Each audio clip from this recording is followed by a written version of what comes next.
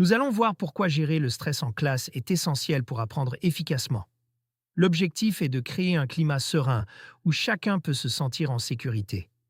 Cela passe par une attention portée aux émotions de tous. Un climat émotionnel positif améliore l'attention, la mémorisation et l'engagement. À l'inverse, le stress freine la concentration et la participation. Il concerne donc autant les élèves que les enseignants. La solution repose sur trois leviers complémentaires. Il s'agit de structurer le cadre, d'aider à se recentrer et de reconnaître les émotions. Ensemble, ces piliers réduisent le stress collectif. Et si votre parole devenait votre meilleur outil pédagogique? Aujourd'hui, je vous propose de découvrir des techniques concrètes pour capter l'attention de vos élèves, structurer vos explications et marquer durablement les esprits. Vous pouvez dès maintenant télécharger un extrait gratuit pour commencer à transformer votre manière de communiquer en classe. La prévisibilité rassure et donne des repères clairs aux élèves. Quand ils savent à quoi s'attendre, leur charge mentale diminue. Cela libère de l'attention pour apprendre. Des rituels simples permettent d'installer un cadre sécurisant. L'accueil, des consignes claires, des transitions annoncées et une clôture structurée sont essentiels. Ces habitudes rassurent et stabilisent la classe. Le cerveau a besoin d'alterner effort et récupération. Les moments de pause ne sont pas une perte de temps, mais un levier d'attention. Ils permettent de relancer l'engagement. Certaines techniques simples apaisent rapidement les tensions. La respiration, le silence ou la visualisation sont très efficaces.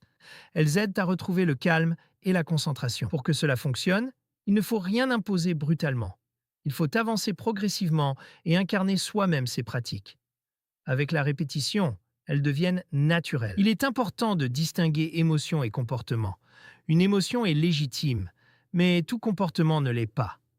Le rôle de l'enseignant est d'accueillir puis de recadrer. Valider une émotion ne signifie pas être d'accord. Cela permet surtout d'apaiser la tension.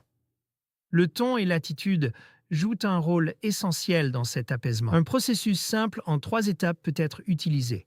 D'abord, accueillir, puis rappeler la règle et enfin rediriger. Cela structure les interactions avec les élèves. Les émotions peuvent devenir des leviers pédagogiques. Elles permettent de transformer une difficulté en opportunité. L'enseignant sert alors de modèle de régulation. Un climat émotionnel stable favorise les apprentissages. Il se construit avec des gestes simples et réguliers. C'est un levier puissant pour la réussite. Passez maintenant au niveau supérieur dans votre prise de parole. Avec une méthode complète, vous allez enseigner avec plus d'impact, de clarté et de confiance.